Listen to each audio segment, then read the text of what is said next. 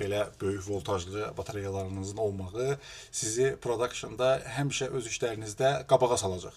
Ancaq təbii ki, bunlar da özünə görə bəzi problemlərlə gəlirlər. Problemlərdən biri nədir? Bunların qayıdıb zaryadka yığdırmağımız. Bunları qaytarıb zaryadka yığdıran zaman üstündə görürsünüz 212 watt yazılıb. Bu 212 watt təqribən 6-7 saat ərzində zaryadka doldurur. Və bu 100 watt tələb eləyir ki, elektrik şəbəkəsində 100 watt özünə tok götürsün, enerji götürsün.